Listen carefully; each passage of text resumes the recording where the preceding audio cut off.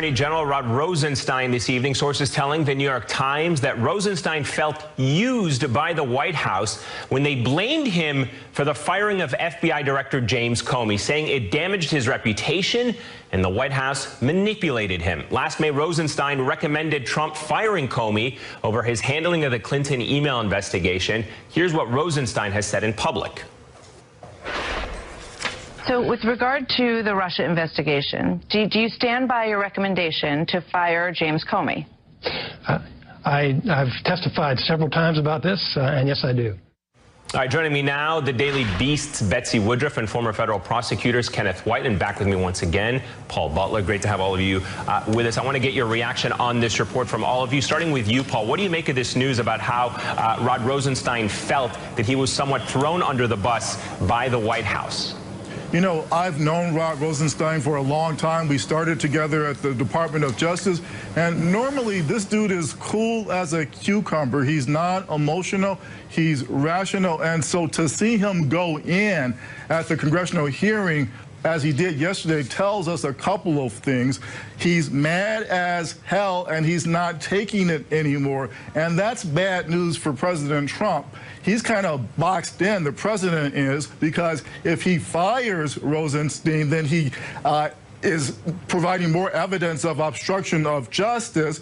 If he leaves him in, then Trump has someone who's supervising the investigation of Trump, who's very angry at him and has experienced firsthand Trump's ways of trying to derail investigations. Rosenstein justifiably feels used. Yeah, I have to say, in the public appearances that he's made, he's always shown a very calm demeanor. He's even joked around a lot in some of these times that he's fielded these questions. But one of the interesting things about this New York Times report, Betsy, is that they're saying that Jeff Sessions, the Attorney General who recused himself and essentially paved the way for Rod Rosenstein to assume control by assigning a special prosecutor, felt blindsided when Rosenstein appointed Mueller. And in fact, they're reporting that his chief of staff, Jeff Sessions' chief of staff, confronted him demanding to know why they hadn't gotten a heads up from Rod Rosenstein. It's interesting to see that report coming from the New York Times because in public, Sessions has backed him to the tilt. What's going on?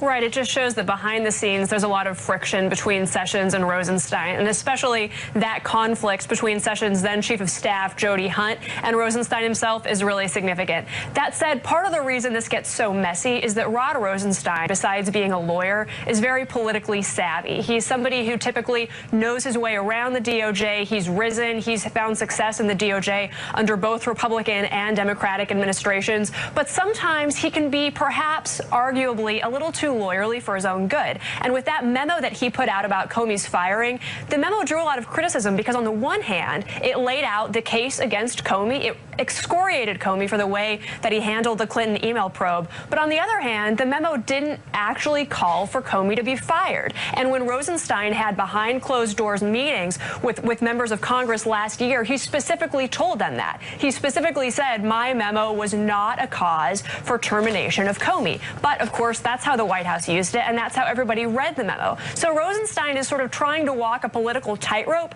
that's really tough, and I think that's part of the reason he's found himself in so many different people's crosshairs, congressional Republicans, Fox News pundits, the White House. He's somehow managed to make a whole host of enemies on his own side, which makes him one of the most controversial figures in the Trump administration. Yeah, and you certainly brought up the point about the Republicans. Obviously, you know, they've really been coming after Rod Rosenstein. In fact, yesterday, Kenneth, the Republicans took on Rod Rosenstein over the Mueller probe. Watch this exchange.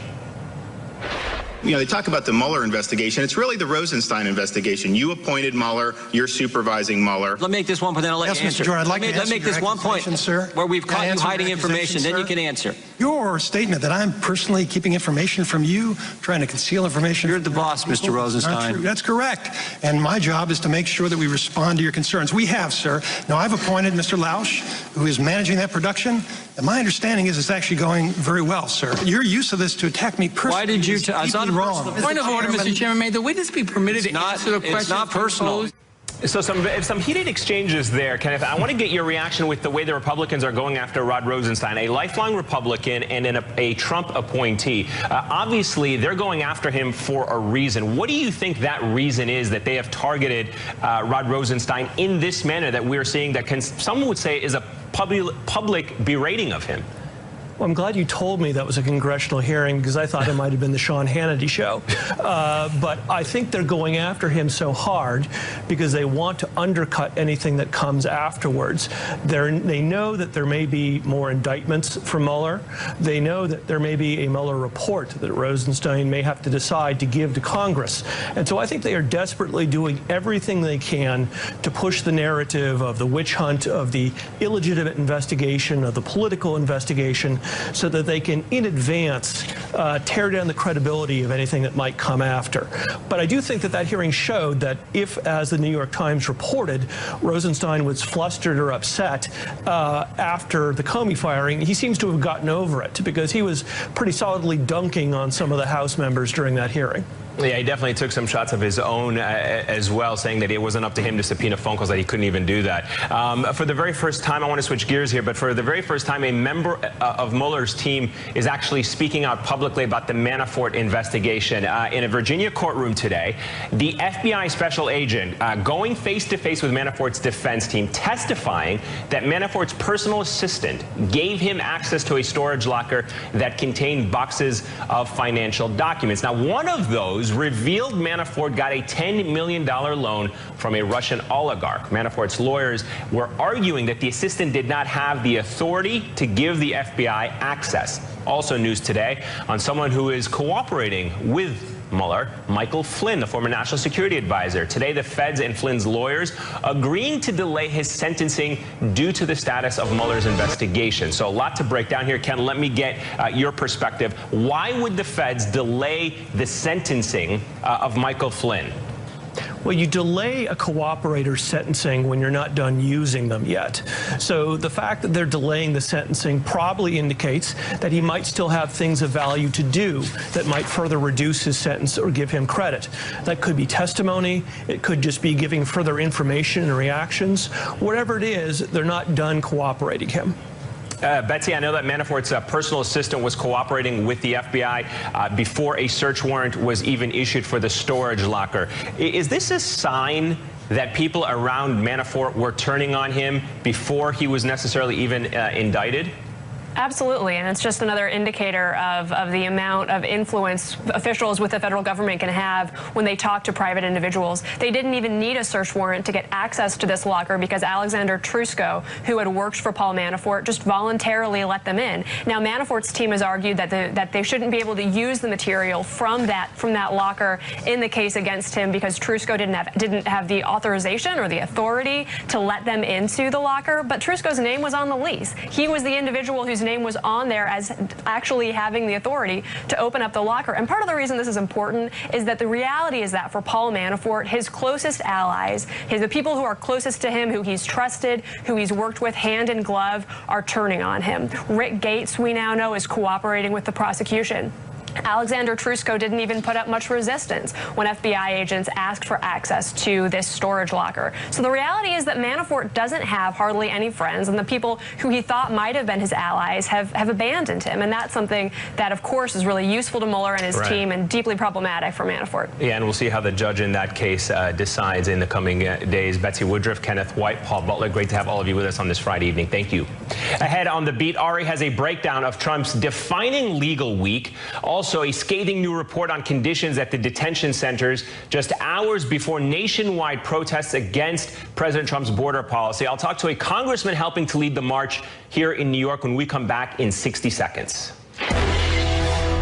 It's the Jeep Celebration event. Homeland Security watchdog releasing a revealing report on ICE's detention conditions, saying the agency fails to ensure adequate oversight with egregious repeat deficiencies. Now, this comes amid growing calls from Democrats and 19 top ICE investigators to dissolve the agency. Our next guest is someone saying just that. Congressman Adriano Espilla will also be marching tomorrow here in New York alongside thousands who are expected to rally nationwide against Trump's zero-tolerance immigration policy. The main event is in D.C., but more than 600 rallies are expected and planned in all 50 states. Now, organizers are demanding that Trump permanently end his zero-tolerance policy.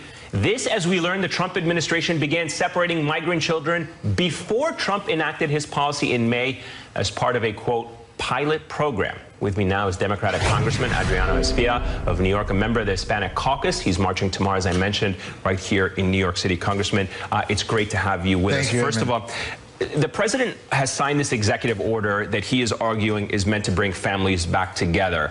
Why are the marches still taking place tomorrow if the president signed this executive order? Because families have not come together, and in fact, families are still apart. I went to visit dads on Father's Day at a local federal prison in Jersey, and I went to visit some of the mothers, or rather the foster moms, and the children at the Cayuga Center. And so children are still apart from their parents. These are children that travel as far as Arizona, Texas, and California, all the way to New York City, and many of them are all over the United States. And so they still separated from their parents. Some of their parents have been deported back to their country of origin. So that makes it even further complicated. So that's why we're marching. We're marching to denounce this horrific policy to split children as young as 9 months old from their parents, and we're marching because we want them back together again. I have a two-part question for you about ICE. I know that you believe that ICE should be abolished. Tell me why you think ICE should be abolished, and more importantly, what happens if ICE is in fact abolished? What replaces it? Well, I think that, first of all, ICE has not always been around. It used to be the INS. It used to be the INS. And I think that ICE has overstepped this boundary. It's become an agency that's sometimes over the top. It goes around school grounds, church grounds to arrest people. I think it's too aggressive and over the top, and I think it's lost its course. And so therefore we should replace it with something sensible, something practical. They still have to be a law enforcement agency, but one that's a little bit more humane. What would you say ICE's biggest fault is? What is it doing that is actually, for people like you, giving it a reason to be abolished? Well, that's the problem. We don't know to what degree they're doing what they're doing. That's why I put forward a piece of legislation that asks for them not to cross sensitive locations and to have body cameras so we can really look at every interaction they have with civilians across the United States. And so it's a runaway agency that should be pulled back, and I think something more effective and practical and humane should be put in place. You brought up the issue of the families that are still divided, the kids that are still in custody away from their parents. On Tuesday during a hearing, the DHS secretary was questioned about how many children have been reunited with their parents. Take a listen to this soundbite. I want to know about the children in your department's custody. How many of them have been reunified? Well, that's exactly what I'm saying. They have been placed with a parent or other relative who's here in the United States. How many? Several hundred. Of the 2,300 plus that came into our care. How many? We have 2047. Are you, sir, confident that the U.S. government knows where every one of those kids are, and more importantly, that they have the ability to reunite those kids? They have no clue what's going on. This is like an Abbott and Costello movie. Unfortunately, the children and families are in the middle of this. I know that the site that I went to, they told me how children bring little notes with somebody's name and phone number attached with a safety pin, and that's who they try to contact. It could be a distant cousin or an aunt or an uncle. They're not necessarily contacting their immediate parent, mother or father. And so this is really, really a nightmare. These folks came here maybe looking for the American dream. It's turned into an American nightmare. Yeah, it's an absolutely heartbreaking situation any way you look at it. Congressman Adriano Espia, great to have you, sir. Thank you very much for taking your time. Ahead, Ari's breakdown on Trump's week of legal wins and losses for the president, what's to come, and who needs to fall back this week. Ari and some special guests. Fall Back Fridays next. It's Friday on The Beat. It has been quite a week, and it is finally time to fall back. I am joined by comedian Chuck Nice, a friend of The Beat, Michael Musto, cultural critic and columnist for New Now Next, and a longtime witness of all things Manhattan. We'll get to all that. And I'm also joined by two-time Olympic figure skater Mirai Nagasu. She was the first U.S. woman to land a triple axel at the Olympics and one of the first athletes to join joined Fallback Friday, so thanks for being here. Thanks for having me. Chuck, who needs to fall back? Wow. Okay, so this week there was much ado about a man who paddleboarded across the Hudson because he was late for a meeting. So I'm going to say he needs to fall back, even though you might want to say that tolls might want to fall back because he said that... The tolls are expensive. Yeah, the tolls are very expensive. He said he didn't want to pay the toll. But here's the problem I have with this guy. Dude, you were late for a meeting. You just call and say you're late. The paddleboard thing, I don't believe it. I think it's more of a means to get a viral video. Because if you really want to impress your bosses by paddleboarding to work, show up in the wetsuit. That's what I'm saying. It sounds like you're saying what really needs to fall back is viral fronting.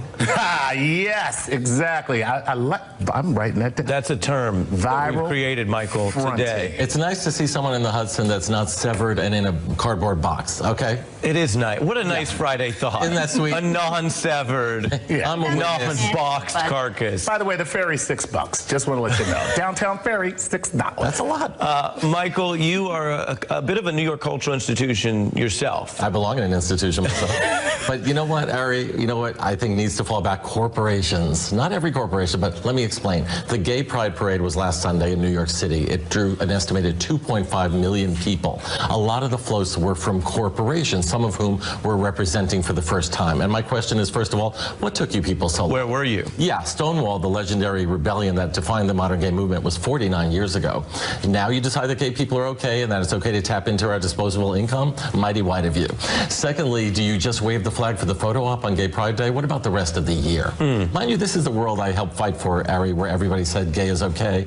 I just have my own cynical doubts about the whole thing. Well, and to be clear with regard to your track record, you're older than you look.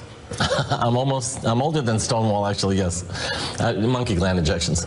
But in any case, next year is the 50th anniversary of Stonewall, if you do the math, and the community is already organizing to make the parade more grassroots, or try to, so that it's just real community organizations, Stonewall survivors, AIDS organizations, even frivolous stuff, go-go boys. Right. But not hedge funds and banks that suddenly decide gays are okay. Right. Well, it's interesting coming from you, with, as we say, with the track record, of course, Pride Week coming here at a time when Justice Kennedy, who wrote the marriage equality decision, is stepping down from the court. And a lot of people think this could be leading to a lot of the current climate is why there were 2.5 million people. We are bonding and we are in the streets screaming. Now, speaking of rainbows. Well, I want to talk about... Good segue. Well, I want to talk about kangaroos joining soccer games in Australia, and I think... Well, then so do I. On a lighter note. Yeah, who needs to fall back with regard to the kangaroo situation? The soccer players do, because the kangaroo was just trying to have fun, and, you know... oh, there you go. Everybody deserves to have a little fun. And did you know that kangaroos, once you hold their tail, they can't move, and also they also can't swim, and they're probably really good goalies. So you think anyone giving the kangaroo a hard time should fall back, and he ought to get a little time on the field like everyone else? I'm here for it. This is why we have Fallback Friday. Yes. My fallback relates to the Supreme Court and Donald Trump Jr., who tweeted this when he found out Kennedy was resigning. He tweeted, "OMG, just when you thought this week couldn't get more lit, I gave you Kennedy's retirement." Donald Trump Jr. tweeting the word lit is a sign, Chuck, that lit is dead. We've made it. We've made an obituary, Chuck. Thank you. Do you think lit has come and gone now? Are you kidding me? Lit is actually turning over in its grave right now because Donald Trump used it in a tweet. Yeah, that's how dead lit is. But Trump Jr. thinks it's Kennedy, the MTV VJ that's retired. I mean, I love a good MTV VJ joke. It's five initials. Look, you can't go back to saying, and for people watching at home, lit is a word people use to refer to the heat or excitement of something. Yo, that's lit. Right. But now that Don Jr.'s done it, Chuck, you can't, right? No one can say it now. Cool. Well, you know what? I think perhaps from now on, what lit should mean is that someone who is veiled, somebody who has How about if you have a racist dad, then you can use the word lit. That's it. You know what I mean? I watch you. I watch you. Right. I watch you. I feel like we got inside your process. I watched you workshop the joke. Yeah. That's kind of get comfortable with the joke. And then I went and tell the joke. And then, but no, I actually reversed all the way around on it because I was like, nah, that ain't gonna work. Just go with the truth. Racist dad.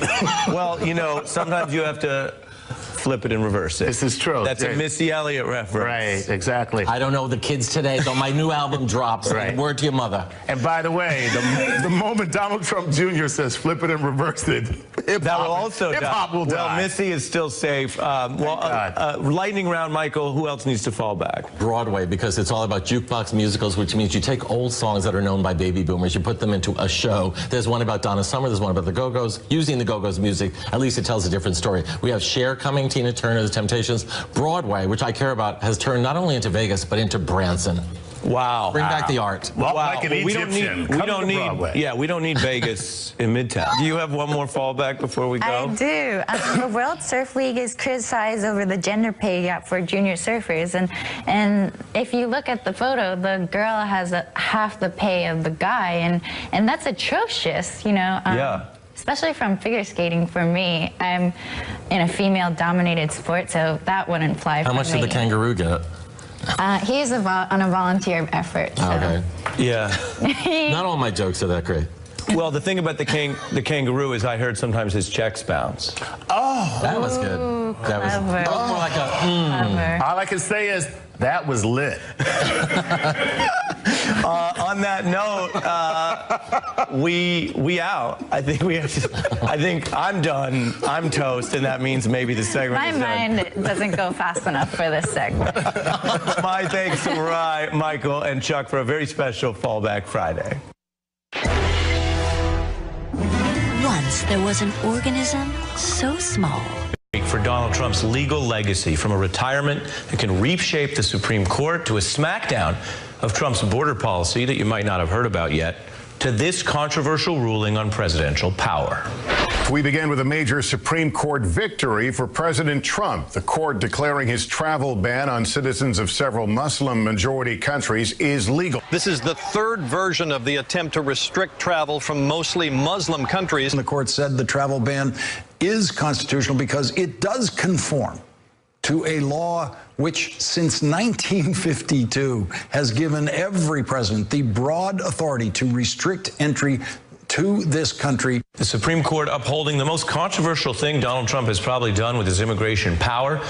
He refined his once blatant calls for an illegal Muslim ban into a country-based ban that the court said did meet the test for avoiding religious discrimination, while passionate dissents on the court likened this new decision to upholding the internment of Japanese Americans during World War II, a line that clearly hit its mark and drew Justice John Roberts into a very rare response, announcing this week that the court was wrong to ever endorse internment. And the dissenters responded to that acidly. Justice Sotomayor telling Roberts the travel ban decision merely replaces one gravely wrong decision with another.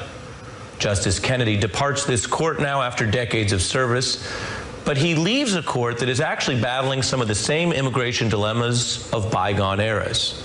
I don't think he could have predicted that one of his last decisions would tackle that internment. And today's debates over refugees actually channel a Casablanca-style set of questions like who we owe a duty to help get out of harm's way. Who should we let into America? And there's nothing new about isolationism in our politics or culture, something we've talked about on this show before. Remember, in that movie, Humphrey Bogart played a man who was simply done with the world's problems. And the film depicted his world weariness quite sympathetically, figuring that people could relate to his notion that sometimes it's hard to be noble and that people's refugee problems, well, maybe they don't amount to much. Where I'm going, you can't follow. What I've got to do, you can't be any part of. Ilsa, I'm no good at being noble, but it doesn't take much to see that the problems of three little people don't amount to a hill of beans in this crazy world. This may be a good time to recall it was Bogart's character who ultimately evolved, risking his life to help refugees. And that's the spirit that many of Trump's critics have been drawing on to condemn his very punitive approach to people fleeing danger to get to our border. These orders that isolate and orphan innocent children and set up these tent camps, settling them for tender age baby migrant shelters. And we also saw those shocking images and heard the disturbing audio of children crying for their parents, all because the U.S. government has split them apart. Many asking the big question, how do you end this? What is ultimately going to end what Trump has done with these thousands of kids who are spread out all over the country right now, tonight without their moms and dads, what's ultimately going to end it is going to be local activism and local advocates putting these families back together. Ending it. With everything happening this week, it would be easy to miss the news that Trump actually lost this fight twice.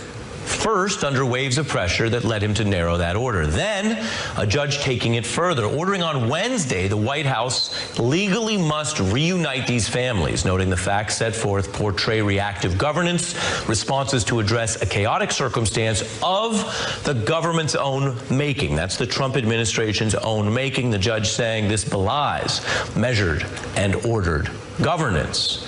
So here we see the law was able to basically take those families and try to put them back together. And note that immigrants do have a right to some due process. That's a sign that the courts do still work, though who leads them is now, I can tell you, the defining question of the Trump presidency because of what happened this week. Justice Kennedy of the Supreme Court today just handed us this letter dated today. It says, My dear Mr. President, this letter is a respectful and formal notification of my decision effective July 31st of this year to end my regular active service as Associate Justice of the Supreme Court.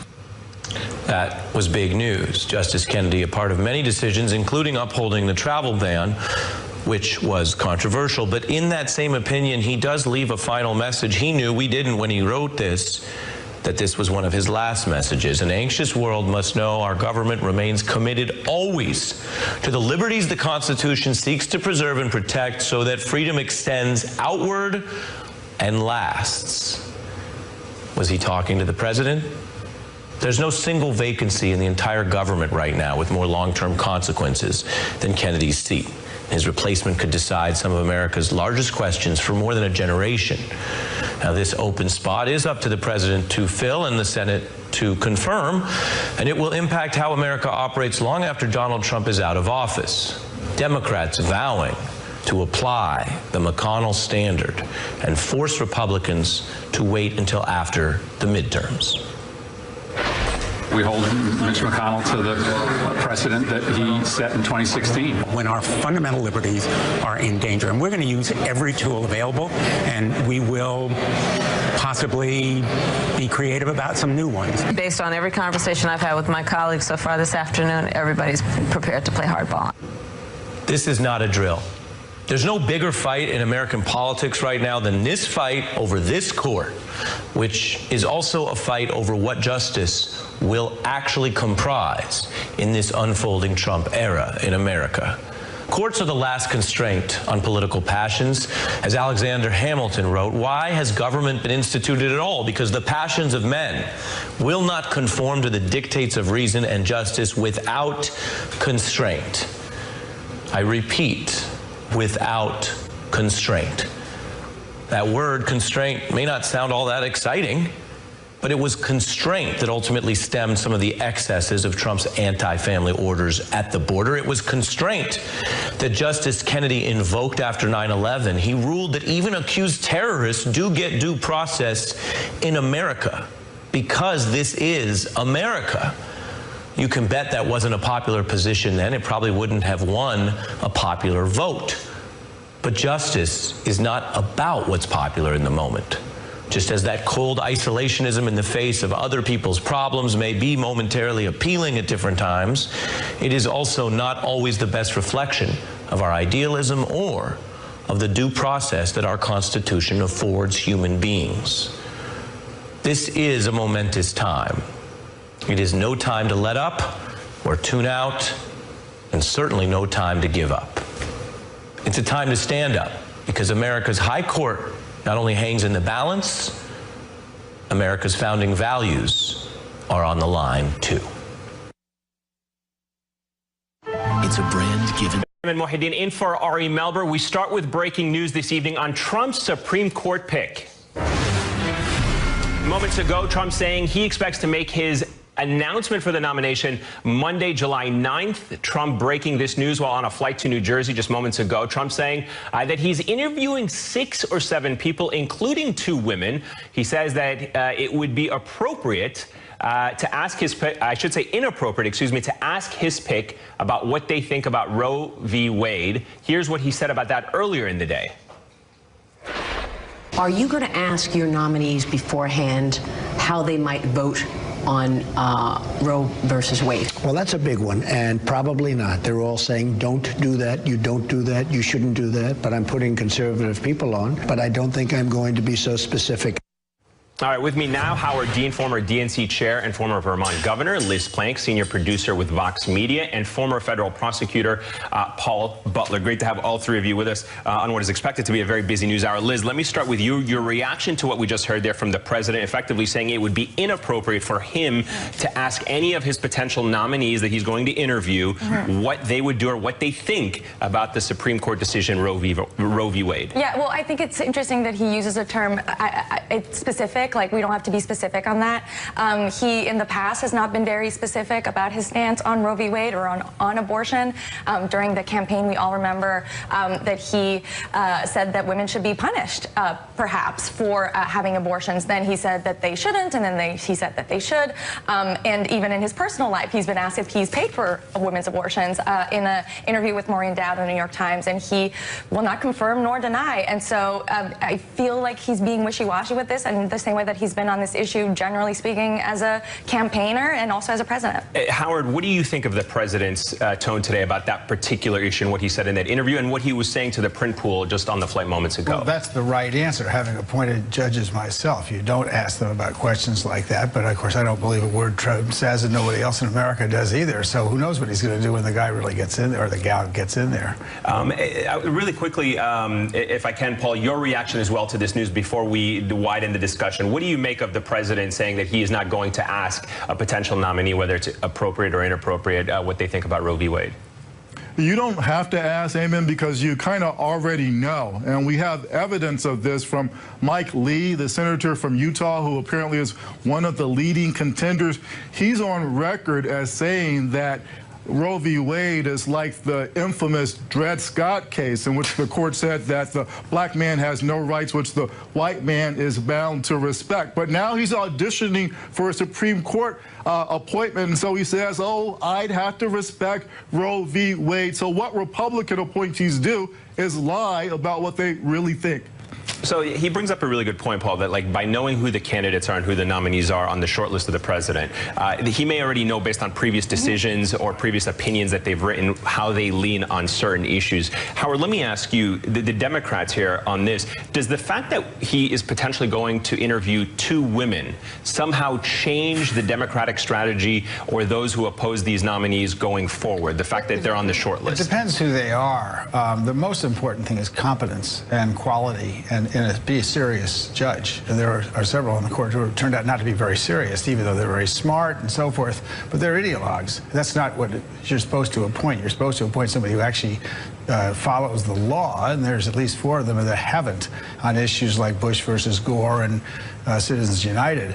So this has been a bit of a charade, these Republican judges over the last 20 years, where they pick people who will suit their ideological litmus test. All have been vetted by the Federalist Society, which is this right-wing society that chooses judges to get to a particular result.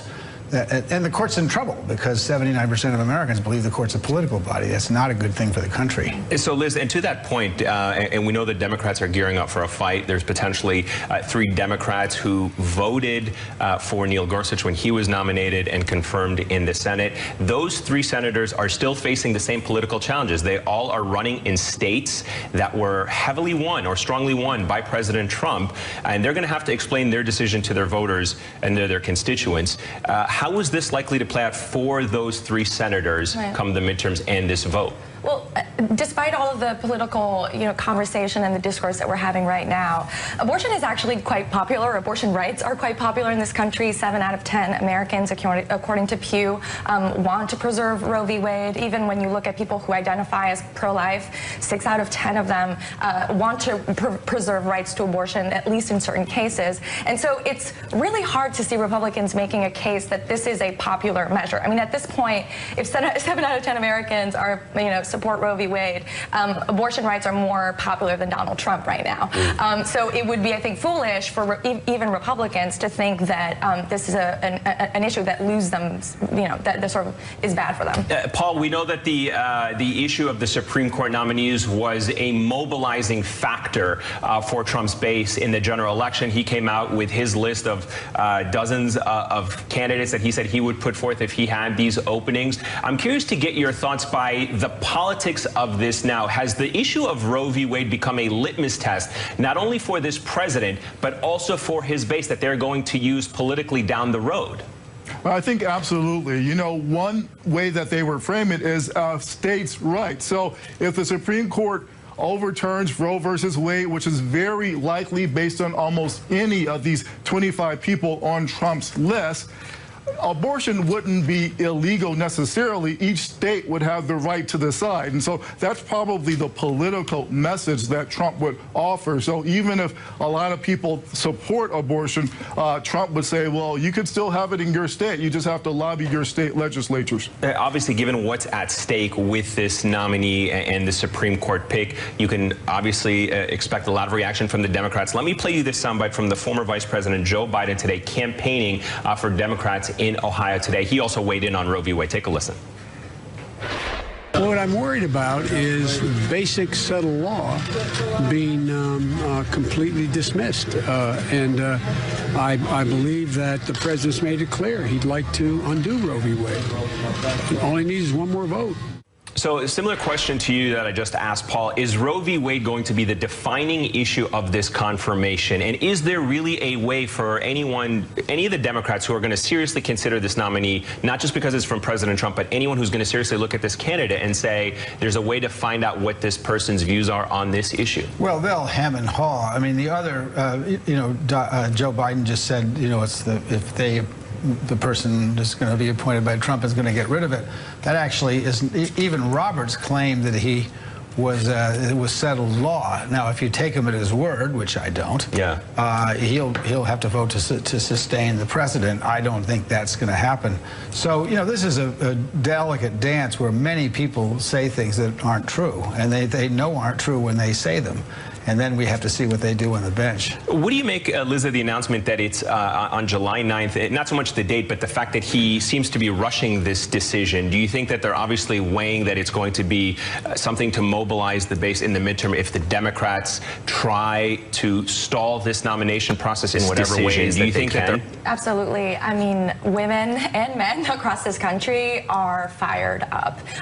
They did not think, a lot of, especially young voters. On both sides of the aisle, or you think? On the Democratic side, by the idea that Roe v. Wade could be put into question. I mean, most of us young voters, well, I can't vote in this country because I'm Canadian, but most people who do vote and who are young people, didn't grow up in a pre-Roe era. They've only known a world where abortion is legal. And I just want to say also, it's not just because abortion is legal that it's accessible in this country.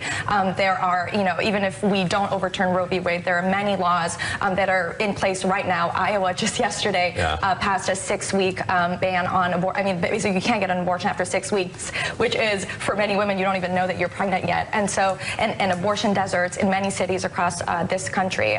So even if this even if Roe v. Wade is not overturned, we still have a lot of work to do in terms of guaranteeing women reproductive rights. This is going to be a central issue in the campaign no matter what happens, because young people are driving our party.